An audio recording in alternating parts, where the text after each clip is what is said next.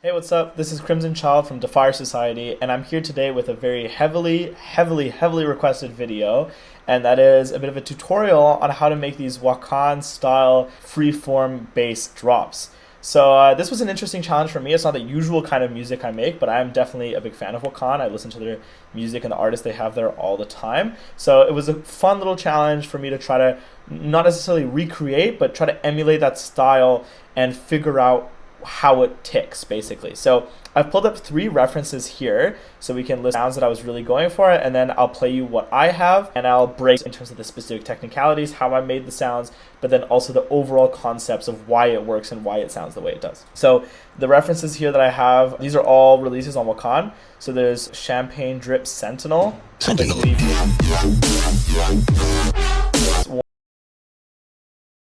Warning, G-Rex is a very much so a regular on Wakaan.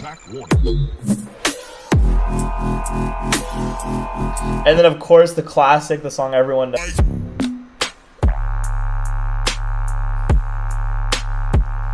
So there's definitely commonalities between these 3 songs. They're by 3 totally different artists. Well, I mean, G-Rex is on both of these, but still 3 different artists, but they're all on the same label.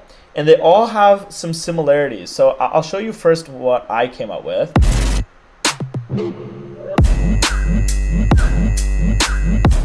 And you can just see here by the amount of channels, it's actually quite simple. I tried to keep it as bare bones as possible, both to fit the style, but also to make it easier to break down. So you can see how with only a few channels, I can make something that actually sounds pretty similar to the stuff that's already out there on Wakaan. This only took me like 20 minutes or something to whip up. And we're just gonna break down basically what's going on here.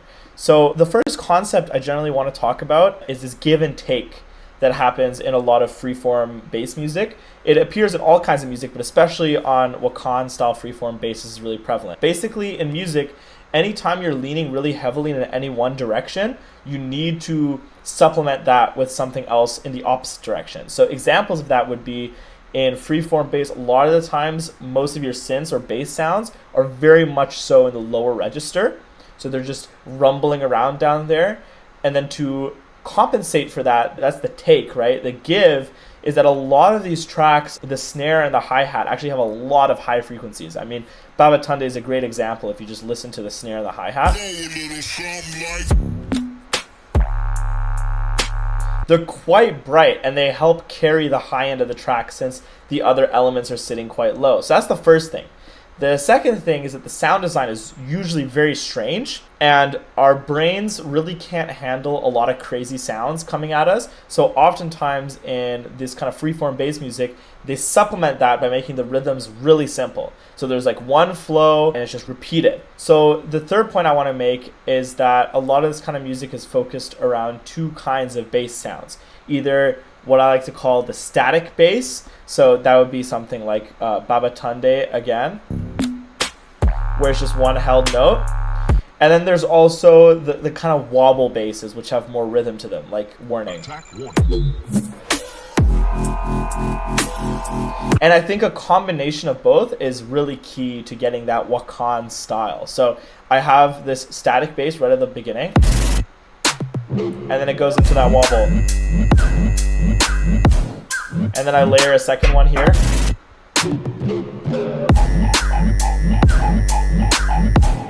So it's about the mix of the both that adds to that. And usually when they have the wobble basses, there's just like a steady 808 underneath. And we'll dive into that in a sec. But those are the main ideas I want to deal with. Some more smaller kind of things to talk about is how to create space in your song, which is, I know, something that a lot of people are very concerned about in the group, and we're asking to see how they make space in their tracks. And really the way I approach that is drenching certain sounds in a lot of reverb and then keeping other sounds as dry as possible. So you see that here with this bass sound. It starts out really reverbed out and I'm automating the reverb really tightly. And then all I'm doing here is just looping it. I just reversed it basically and looped it and then pitched it down. Barely any reverb. So there's that contrast of big space and then it gets really tight and in your face. So let's talk about the different elements here. The drums, really, really simple. Just kick, snare, hi-hat, that's it. I really tried to keep it as bare bones as possible. The kicks, I've heard two different kinds of kicks in Wakaan style songs. There's either the really thumpy low-end hip-hoppy kicks with not a lot of transient. So Baba Tunde is a good example of a kick like that, where there's not a lot of high-end click. Something like the Champagne Drip track is the other kind of kick, which is what we have here, which is very mid-rangey and what I like to call like wood. It reminds me of like just beating a block of wood. That's kind of what it sounds like.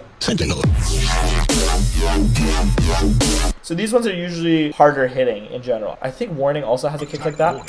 Yeah. So a stronger transient for sure. So this is the kick that I found for that. So this one also has a bit of a tail too, which gives it a little bit of character. And the snares are also one of two types. Either just really basic bright trap snares. So again, Baba Tunde, you can hear that. Or more dubsteppy snares. Actually, that one also has a trap snare. I think Warning or... Okay, it turns out that all three tracks that I have here are using those kind of really tight trap snares, but I know there are some on Wakaan that still use dubstep snares, so I didn't want to just overgeneralize it. But yeah, here I'm just using a basic trap snare and making sure it's really bright and loud. Same with the hi-hats. The hi-hats are usually very simple, usually have some kind of swing, just trying to be as bright as possible. So I could even boost up the highs even more here, and it would probably work fine. So really simple ideas here. I don't have any hi-hats. Make your music stand out, get more views, and way more engagement. Bring your music to life. Get Music Visualizer in every format, even for social media. Get started today. The link is in the description. At the beginning, because I want to keep it super minimal. And then when the groove comes in,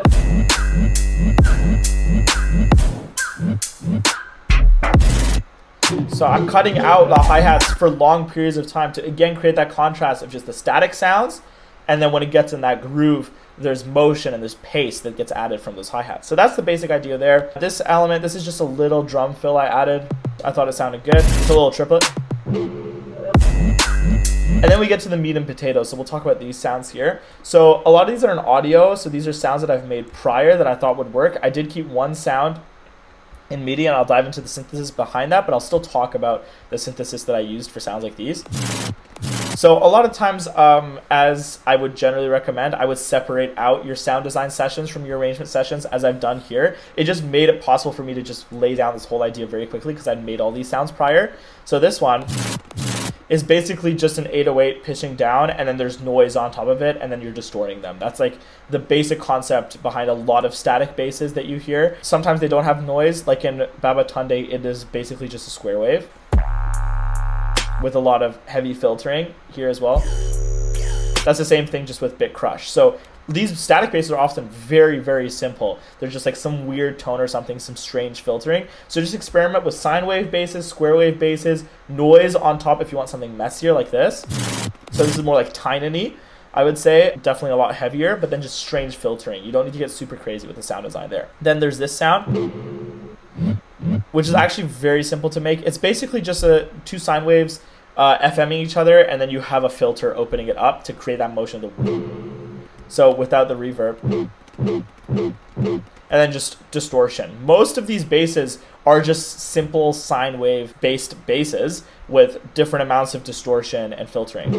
And then there's just a Pro R on here just to create that big space. And then it gets super tight and small. So this is just the same thing. I just pitched it down an octave. This is down 2. So this isn't exactly an octave, just a complex. This sounded pretty good to me. So yeah, moving on down, there's this layer, which I can go into the serum patch to show you because I made it just for this song. So basically what I did for this, if I turn off all the other processing, there's not too much processing on here, but it all basically just makes it sound really washed out.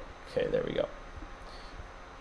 So this sound is really simple as well. There's just two kind of sine wavy waveforms, bend plus minus, FM from A. There is a HN12 filter, super standard, just to create that vowel-y motion. Just adding a little bit there. It's also coming in here. I added it again in this EQ. This one really shapes that sound and band passes it. Then there's a format filter that's adding that formatty nature to it. There's a chorus and there's a distortion. So nothing super crazy here. And then it's just looping in a 1/8 note triplet. So that's what's adding the groove, because this is going in quarter notes. Actually, it's going like offbeat quarter notes. And then this is going in triplets. And that relationship is what creates the groove. If I turn on the processing here before I turn everything back on. So the main piece of this is just the reverb. Basically, this is just a cool trick to push things really far into the background, but not add a tail to it. So this is like a cooler way of doing it rather than just pushing it down volume-wise. I brought the reverb dry wet actually all the way up, but the decay time is all the way at 200 milliseconds, and the size is very low. And I actually moved the quality down from high to eco to give it more of a metallic feeling. Brought up some chorus, and that's it. This gives it a lot more texture and tone, but also pushes it to the background. And then a glue compressor just to push it up after that. This is just a reverb that automates on in one spot there. But the combination of these really makes it interesting.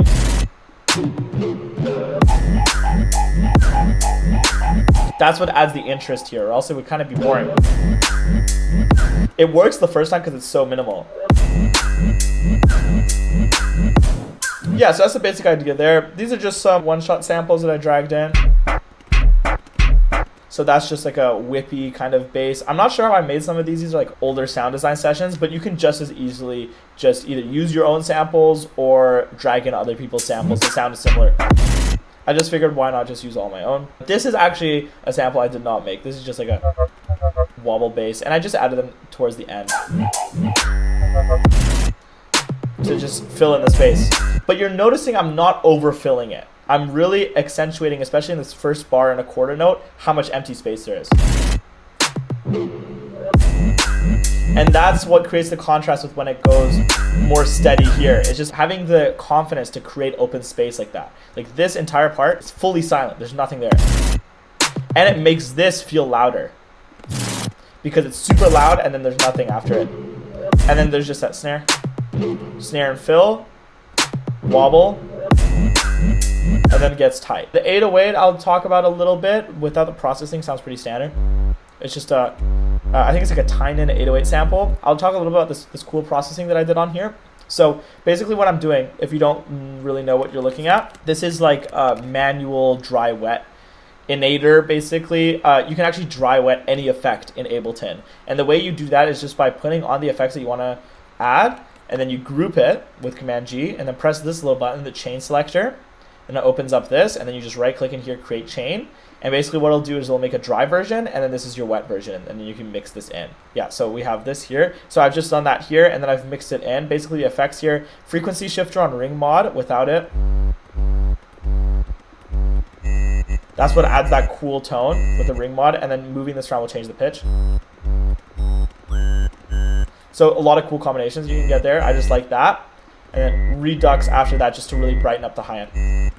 And then I'm mixing it in. If this was right at 0, it would be way too much. You still want that 808. So there's there. And then I'm just automating that redux up. Just to get that real alien-y tone. And that's basically all that's happening here. You can hear that in the background. Adds just a cool layer to the 808. Without it, it would be pretty boring. The 808 is just lacking interest. But like that also helps fill up the high end. Besides that, there's just a single vocal.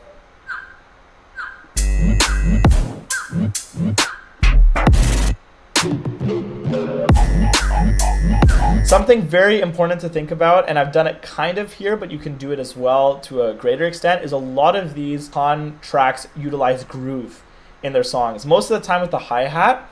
So usually the kick and snare are not really moving around, but the hi-hats can move. In this case, I chose not to do that because I thought it sounded good and just straightforward, but I did a kind of artificial groove. It's actually a polyrhythm. 8th note triplet here with this note. Actually, we can freeze flatten it so we can see it physically. I freeze flatten everything. I almost never keep it in MIDI just because it's more visual this way.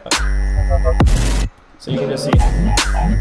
So in the space of 2 of these, we're getting 3 of these.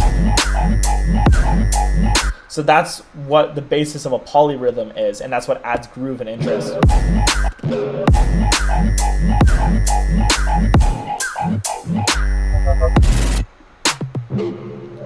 So yeah, we explored how to use space, how to create space with minimalism, and then utilizing specific bits of reverb on specific sounds where you want them, rather than just washing things out, having it as a creative effect rather than a mixing effect. We use it as a mixing effect here to push this sound into the background. So in a way, this tutorial could also double as the uses of reverb, creatively in this sense, but also mixing wise to push a sound farther into the background.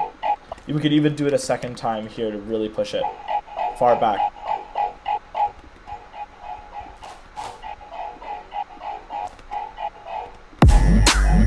That sounds pretty good. Just really sits in the background.